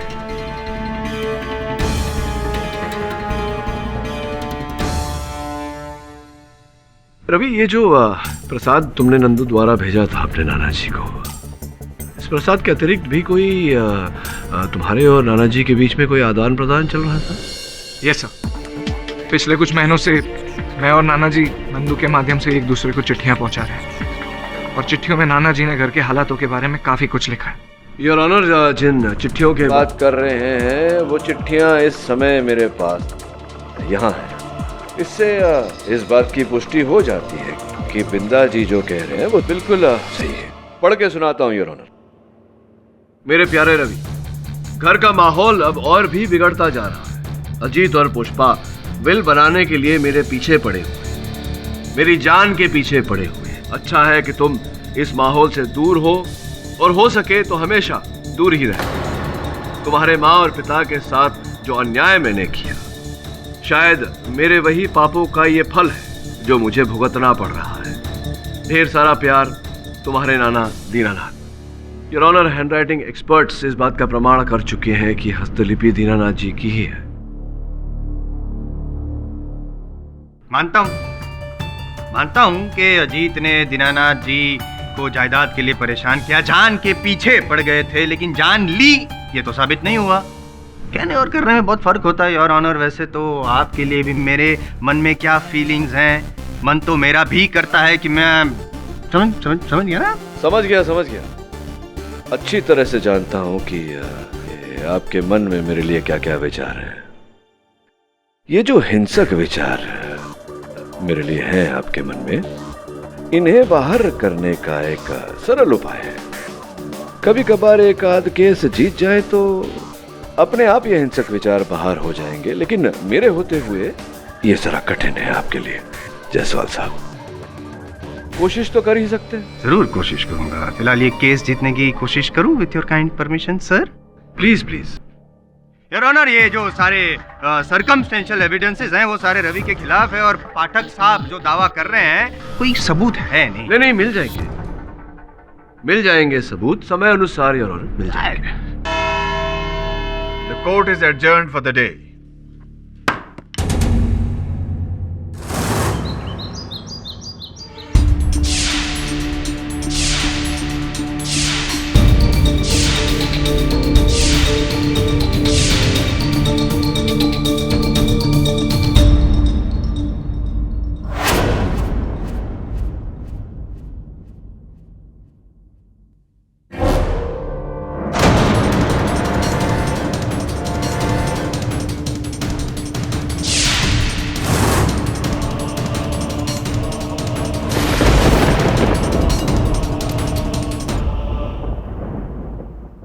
नंदू, तू यहाँ क्या कर रहा है? भाभी जी, वो मंदिर में माला चढ़ाने आया था। थैले में क्या है? दिखा। भाभी, इसमें फूल हैं, देख लो।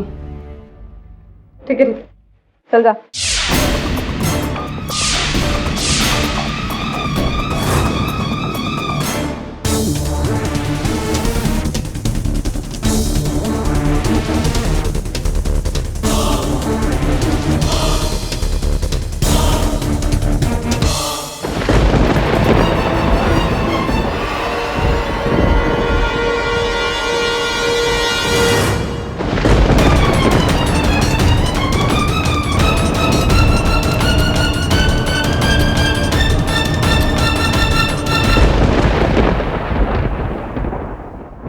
वरुण, हर केस समान तो होता नहीं। अब अलग केटी बैड न्यूज है।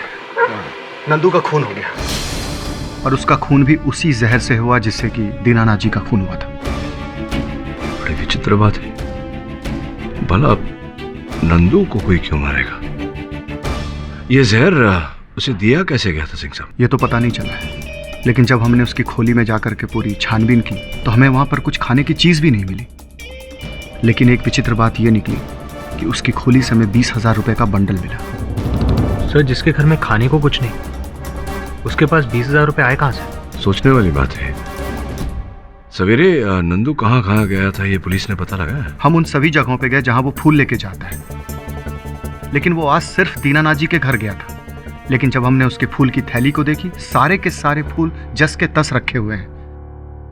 केडी, मुझे पूरा शक है उसने दीनानाथ जी के ही कमरे से 20,000 रुपए चुराए। क्यों? ऐसा क्यों लग रहा है आपको सिंह साहब? हमें पुष्पा ने बताया कि आज उसने सुबह सुबह नंदू को दीनानाथ जी के कमरे से बाहर निकलते देखा और उस वक्त नंदू के अलावा और कोई नहीं था उस कमरे में।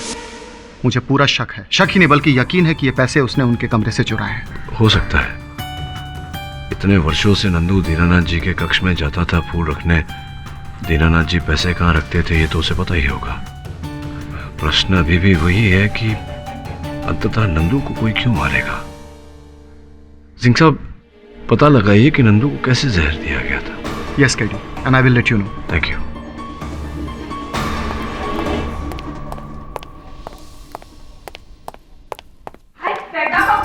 so much corruption. अरे थोड़ा सा काम करने के वास्ते भी पैसा खिलाना पड़ता है।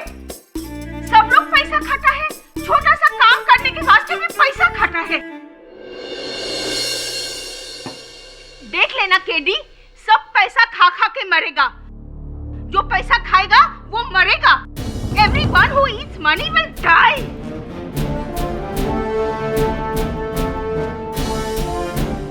नंदू भी पैसे खाकर मरा क्या? योर ऑनर, ये सत्य है कि दीनानाथ जी की मृत्यु विष के सेवन से हुई है, किंतु वो विष उस समय उस प्रसाद में नहीं था जो प्रसाद रवि ने नंदू के द्वारा उन्हें भिजवाई थी। उस प्रसाद में बाद में जहर डाला गया ताकि इस हत्या का दोष रवि पे डाला जा सके। नहीं, अगर ऐसा जैसा आप कह रहे हैं वैसा है तो फिर दीनानाथ जी के शरीर में वो जहर आया कहाँ से जब प्रसाद में था ही नहीं? नहीं, इसलिए बोल रहा हूँ मैं क्योंकि जो स्टमक वॉश किया गया दीनानाथ जी का, उससे ये साबित होता है कि दिन भर में दीनानाथ जी ने कुछ भी नहीं खाया था सिवाय ये प्रसाद। तो फिर वही सवाल पूछ रहा हूँ कि दीनानाथ जी के पेट में वो जहर आया कहाँ से? नहीं, मैं बताता हूँ। ये भी हो सकता है कि वो जो हत्यारा है योर ऑनर, उसने वो मुंह पकड़ के दीनानाथ जी के मुंह में ठोस दिया वो जहर। नहीं, और एक ऑप्शन है, ये भी हो सकता है कि दीनानाथ जी को ऐसा लगा होगा कि जिंदगी बीत गई, लाइफ में कभी जहर टेस्ट नहीं किया, चलो ट्राई करके देखते हैं, मुझे मरने का बड़ा शौक है। हो गया आपका? ओके। योर ऑनर, वास्तविकता तो ये है कि दीनानाथ जी के शरीर में जहर इन नोटों के बंडल द्वारा प्रवेश किया। मतलब दीनानाथ जी ये जहर वाली नोट खा गए? नहीं, चाट। क्या कर गए? चाट के? हाँ। नोट चाटता है कोई? नहीं, देखिए, एक कृपया कर इसे जरा गिनेंगे। रिश्वत नहीं नोटों को? नहीं, मजाक कर रहा हूँ। गिनूंगा मैं, आप कहते तो जरूर गिनूंगा। एक,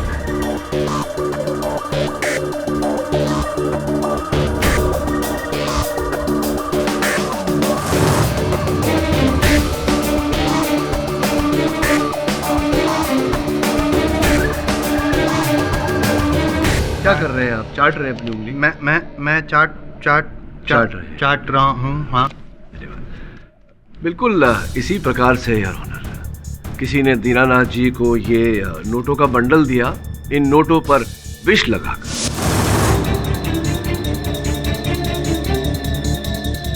और जैसा कि कई लोगों की आदत होती है, उंगलियों को गीला करने के लिए वो अपने जीभ से चाट लेते हैं, दीनानाथ जी ने भी ऐसा किया और नोटों पे लगा विष उनकी उंगलियों द्वारा, उनके जीभ द्वारा उनके शरीर में प्रवेश कर गया।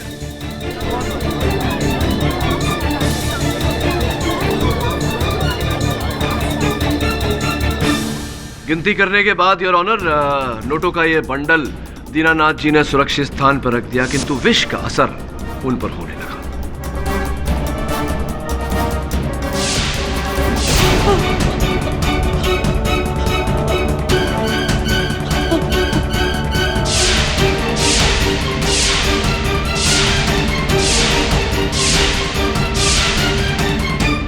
योर ऑनर, नंदू की मृत्यु भी वास्तव में एक यूं ही अकस्मात ही हुई है। जब उसने दीनानाथ जी से ये नोटों का बंडल चुराया, उसे नहीं पता था कि वो अपनी ही मृत्यु को निमंत्रण दे रहा है।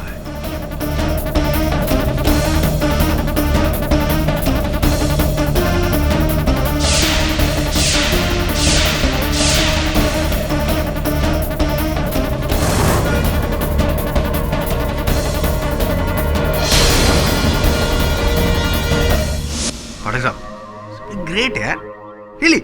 नहीं, आपने ये तो बता दिया कि दीनानाथ जी और नंदू की मौत कैसे हुई। अब प्लीज ये भी बता दीजिए ना कि ये जो जहर वाला नोटों का बंडल है वो दीनानाथ जी को किसने दिया, प्लीज बता। योर ऑनर, इस बात को प्रमाणित करने के लिए, साक्ष्य पेश करने के लिए मैं एक ऐसे व्यक्ति को कटघरे में बुलाना चाहूंगा जो कभी कभार दीनानाथ जी की देखरेख किया करते थे। हाँ, कभी कभी मैं अपने पापा को कुछ पैसे दे दिया करता था, लेकिन इतने पैसे देने की मेरी हैसियत नहीं। वैसे भी मेरे घर में मेरे बड़े भैया और मेरी वाइफ पुष्पा ही सब काम हैंडल करते हैं। हो सकता है ये रुपए आपने किसी और से लेकर दिए हो। हाँ, ऑब्जेक्शन योर ऑनर। अभी जतिन जी ने कहा कि कभी कभी वो पैसे दिया करते थे, से ये साबित नहीं होता ये जो नोटों का बंडल है 20,000 रुपए वाला, जहर वाला, वो उन्होंने ही दिया था दीनानाथ जी को, नहीं ना? ऐसा आपको लगता है? अगर लगता है तो प्लीज साबित कर दीजिए ताकि मुझे बुरा ना लगे। साबित तो करूंगा योर ऑनर, लेकिन इसके लिए मुझे थोड़ा समय चाहिए। The court is adjourned for the day. देखिए अजीत जी, आप लोगों को कष्ट देने का उद्देश्य नहीं है हमारा। हम केवल एक रात दीनानाथ जी के शयन कक्ष में गुजारना चाहते हैं। हुआ ये कि कल एक बार फिर कल रात को रवि को दीनानाथ जी दिखाई पड़े और उन्होंने रवि से कहा कि उनकी हत्या का ये जो भेद है वो उनके कमरे में छिपा हुआ है। बस यही भेद जानने के लिए हम वहां एक रात बिताना चाहते। खेड़ी साहब, क्या आप भी ये भूत प्रेत के चौचलों में विश्वास रखते हैं? अरे वो रवि झूठ बोल रहा है, वो ड्रामा कर रहा है। अब समझ नहीं रहे हैं? झूठ कौन बोल रहा है कौन नहीं, सच क्या है क्या नहीं, ये तो कल सवेरे तक पता चल ही जाएगा। एक रात की बात है जीत जी, बस।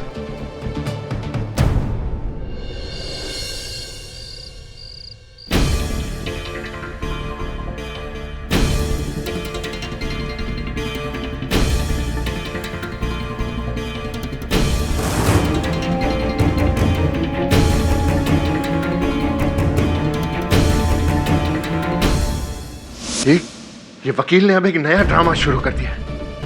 ये बुढ़ा हमें मरने के बाद भी चैन से जीने नहीं देगा। भाई साहब ऐसा मत कहिए, बाबूजी की आत्मा बुरा मान जाएगी। पुष्पा, अरे मैं सच कह रही हूँ भाई साहब, बाबूजी की आत्मा यही कहीं है। मैंने भी अपनी माँ की आत्मा को देखा था, देखना उसको भी दिखाई देगी, मुझे यकीन है।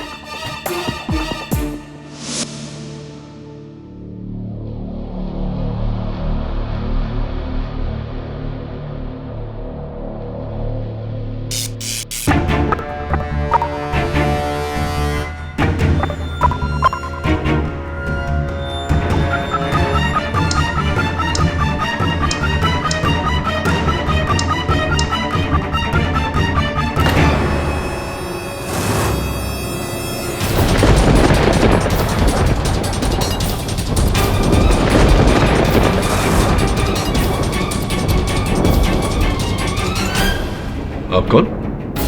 मैं दीनानाथ तिवारी। लेकिन दीनानाथ तिवारी जी का तो देहांत हो गया है। मैं मरा नहीं हूं, मुझे मार दिया गया है और मुझे मारने वाले का नाम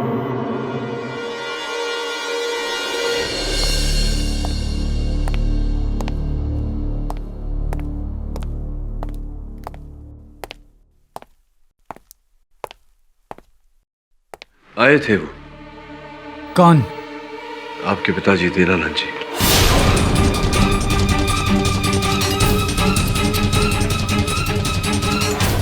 क्या कहा उन्होंने? कहा तो कुछ नहीं, बस हत्यारे का नाम बताया।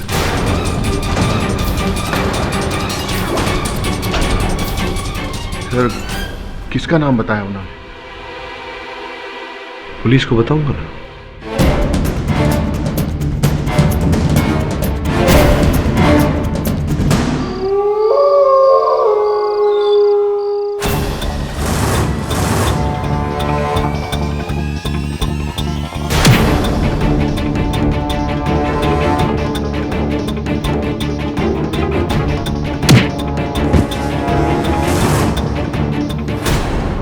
योर ऑनर, मेरे मुवक्किल रवि अदालत से विनती करना चाहते हैं, आपकी अनुमति हो तो। अनुमति है।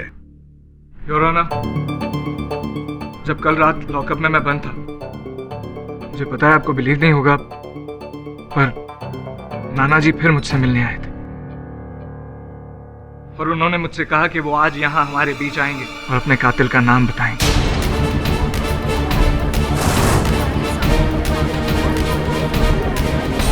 मिस्टर रवि शर्मा, आपको यह पहले भी बताया जा चुका है कि अदालत भूत प्रेत या अंधविश्वास को नहीं मानती। दीनानाथ जी मर चुके हैं, वो अदालत में नहीं आ सकते। लेकिन योर ऑनर, मुझे विश्वास है कि अगर मैं उनको बुलाऊंगा तो वो जरूर आएंगे, क्योंकि उस रात भी तो वही आए थे ना मेरे पास, वरना मुझे कैसे पता चलता कि उनकी हत्या हुई।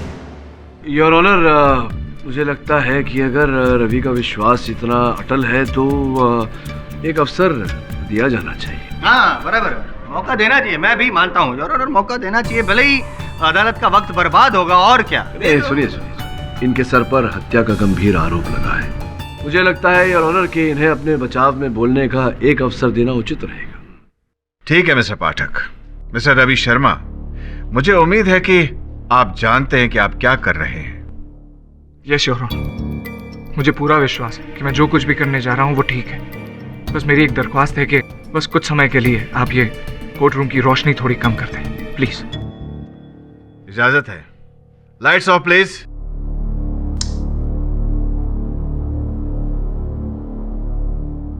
नाना जी, क्या आप मुझे सुन पा रहे हैं? नाना जी, आपको आना होगा। आपने कहा था आप आएंगे और मुझे यहां से बचाएंगे। नाना जी, क्या आप अपने नाते को बचाने नहीं आएंगे? आइए नाना जी, हम सबको यहाँ आपका इंतजार है। आपके नाते को आपकी जरूरत है नाना जी। मुझ पर झूठा इल्जाम लगा रहे हैं ये लोग। नाना जी आइए, नाना जी प्लीज आइए।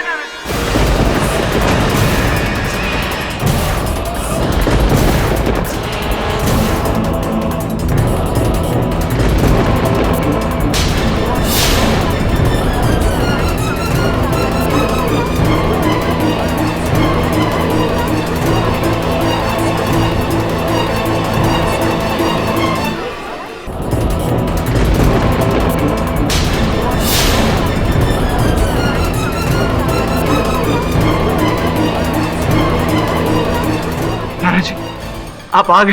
मैं हूँ दीनानाथ। मैंने कहा था ना आपसे। नाना जी, क्या आप हमें बता सकते हैं कि असल हत्यारा कौन है? जी हाँ, मैं बताऊंगा। मुझे मेरी बेटी सुमन ने मारा है।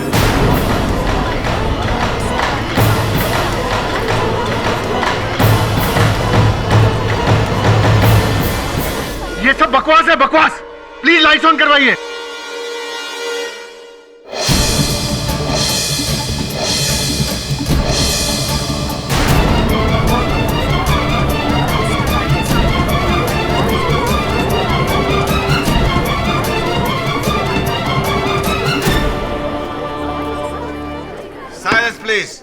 क्या मतलब ये तो बिंदा प्रसाद है? मतलब ये क्या मजाक? मतलब बिंदा प्रसाद ही है। तो ये और ऑनर की सच्चाई को सामने लाने के लिए मुझे ये छोटा सा खेल खेलना पड़ा। क्षमा चाहता। वास्तविकता में मेरे मुवक्किल को वहां लॉकअप में कोई भूत दिखाई नहीं पड़ा। जो भूत दिखाई पड़ा था घर में, वो भूत नहीं था यार ऑनर, वो भी बिंदा प्रसाद ही थे। बिंदा जी, आगे की कहानी आप बताएंगे अदालत को या मैं ही? नहीं जी, मैं बाबूजी के बेटे जायदाद के लिए उनसे हमेशा लड़ते झगड़ते रहते थे।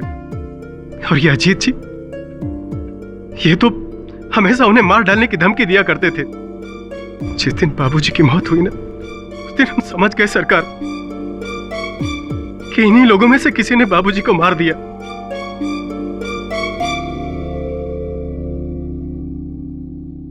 लेकिन हम गरीब किससे कहते? पुलिस या कोई और हमारी बात सुनता क्यों? क्यों विश्वास करते लोग हमारे ऊपर? इसलिए हमने एक निर्णय लिया और भूत बनने का नाटक किया। मैं जानता था कि रवि अपने नाना से बहुत प्यार करते थे। वो उनकी मौत की छानबीन जरूर करवाएंगे। सरकार, जिस दिन बाबूजी की मौत हुई ना, उस रात मेरे सर में बहुत दर्द था। मैं अपने कमरे में सोया हुआ था और जैसे ही पुष्पा और सुमन वगैरह के रोने की आवाज आई, मैं समझ गया साहब कि मेरे बाबूजी की मौत हो गई। मेरे बाबूजी को मार दिया इन लोगों ने।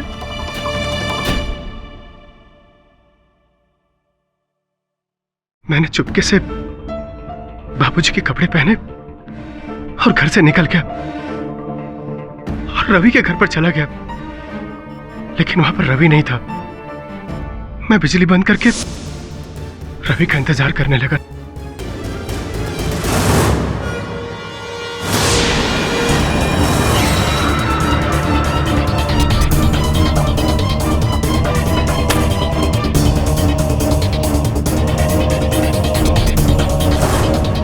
योर ऑनर, मैं आरंभ से ही जानता था कि भूत के भेष में कोई अपनी ही बात कहने का प्रयास कर रहा है।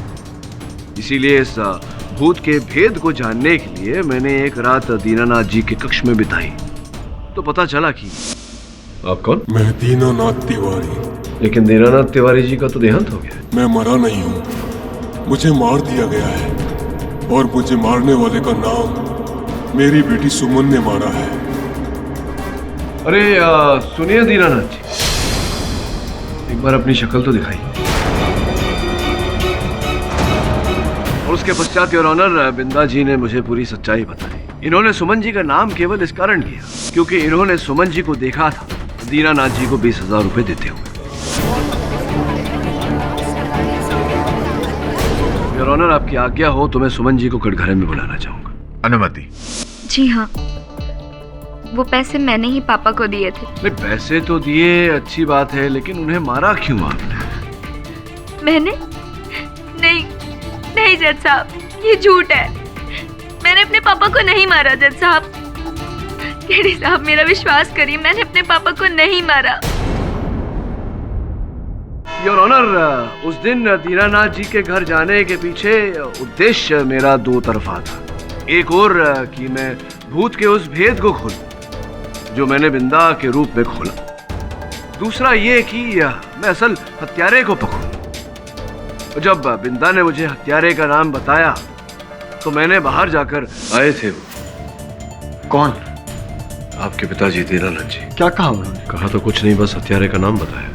मैंने ये इसलिए किया क्योंकि मैं जानता था कि असल हत्यारा सुमन हो या कोई और, वो हड़बड़ा जाएगा और अपनी हड़बड़ाहट में मुझ पर आक्रमण करेगा, जो कि हुआ यार।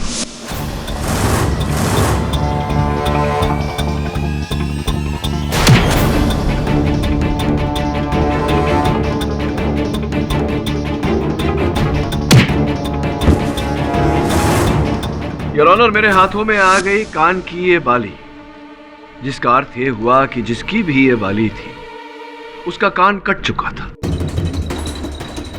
सुमन जी विश्वास करते हैं आप पर कि आपने अपने पापा को नहीं मारा, किंतु परंतु आप पर, आपकी बातों पर जितना विश्वास मैं कर पा रहा हूं, दुर्भाग्यवश आपके पतिदेव की बातों पर उतना विश्वास नहीं हो रहा मुझे। सतीश जी आइए ना। ये क्या हुआ? आपके कान में चोट लग गई? वो जी दरअसल वो, चलिए जाने दीजिए इस बात को। तो ये बताइए, आपकी बाली है? जी नहीं, ऐसी बालियां तो बाजार में मिल जाती हैं, किसी की भी हो सकती हैं। हाँ, बात तो सही है आपकी। ऐसी तो बालियां अनेक मिलती हैं बाजार में, कटे हुए कान नहीं मिलते। आपके कानों में ये चोट कैसे कट गया कान? आप ये जी बात दरअसल ये है कि नहाते समय टॉवल मेरी बाली में फंस गया था और मेरा कान कट गया। झूठ बोल रहे हैं आप सतीश जी। सत्य तो ये है योर ऑनर के इन्हीं ने दीनानाथ जी की हत्या की। यही थे जिन्होंने उन नोटों पर जहर लगाया और अपनी पत्नी के जरिए दीनानाथ जी तक पहुंचाया। यही थे जिन्होंने मुझे मारने का प्रयास किया, मुझ पर आक्रमण करके। माने या ना माने, आप ही थे सतीश जी। और इस बात का एक और साक्ष्य है मेरे पास। योर ऑनर, जिस दिन दीनानाथ जी की हत्या हुई उसके एक दिन पूर्व भी सतीश जी ने उन्हें मारने का प्रयास किया था, एक गुंडे को उनके शयन कक्ष में भेजकर। जब वो गुंडा घर के पिछवाड़े की पाइप से उनके शयन कक्ष में जाने का प्रयास कर रहा था, उसी समय मेरे मुवक्किल रवि वहां दीनानाथ जी से मिलने पहुंचे।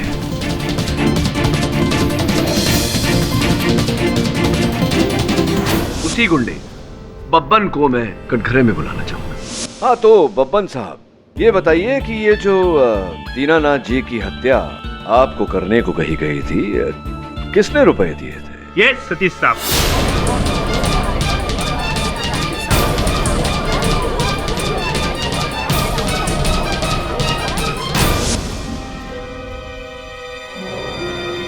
जी हाँ जज साहब, दीनानाथ जी का खून मैंने ही किया है।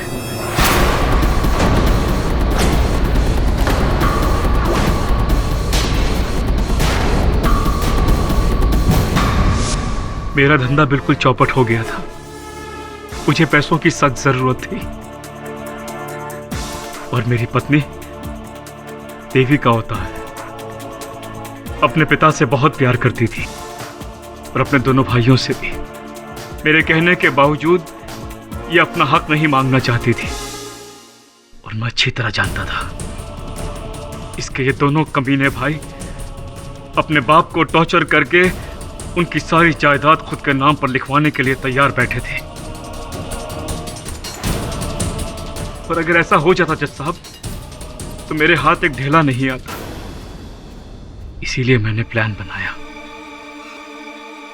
बनाया कि मैं दीनानाथ जी को मार डालूंगा।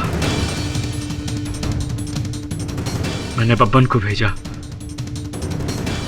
कि वो दीनानाथ जी को मार के उनके कमरे की कुछ चीजें चुरा लें ताकि हत्या और लूट का मामला लगे। लेकिन ये रवि वहां पहुंच गया और इसने मेरा प्लान फ्लॉप कर दिया। फिर दूसरे दिन मैंने नोटों पे जहर लगा के सुमन के जरिए नोट दीनानाथ जी को पहुंचा दिए। योर ऑनर, मेरी पत्नी बिल्कुल निर्दोष है। इस बेचारी को तो यह तक नहीं पता कि नोटों पर जहर लगा था। मैं केमिस्ट्री का स्टूडेंट रह चुका हूं। जहर की अच्छी पहचान है मुझे। मैंने नोटों पर ऐसा जहर लगाया जिससे यह साबित हो जाए कि मरने वाले की डेथ नेचुरल तरीके से हुई है। किसी को शक भी नहीं होगा और दीनानाथ जी की जायदाद बेटे और बेटियों में बराबर बांट दी जाएगी। लेकिन ये रवि, इसने फिर मेरा प्लान फ्लॉप कर दिया। एंड वक्त पे वहां पहुंच गए इसने पोस्टमार्टम का बखेड़ा खड़ा कर दिया। उसी वक्त मैंने डिसाइड कर लिया कि मैं इस रवि को इसके ही जाल में फंसा दूंगा। योर ऑनर, मैंने रवि को वो प्रसाद नंदू को देते हुए देख लिया था।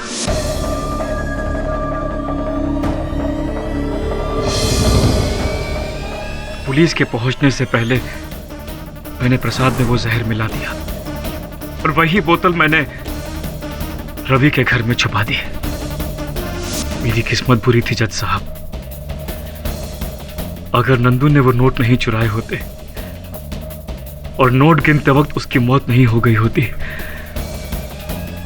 तो मैं कभी पकड़ा नहीं जाता। दुर्भाग्यवश आपकी किस्मत आपको धोखा देगी। The defence rests your honour. Satish Mishra के इकबाले जुर्म के बाद यह अदालत उन्हें गिरफ्तार करके उन पर केस चलाने का आदेश देती है और मिस्टर रवि शर्मा को बाइज्जत बरी करती है। The case is closed. बड़े साहब। हाँ जी सर।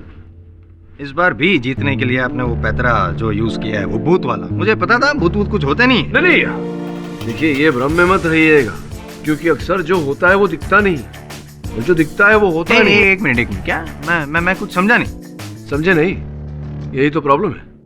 और भी दिलचस्प कहानी देखने के लिए हमारे चैनल को सब्सक्राइब करें और बेल आइकॉन दबाना न भूलें।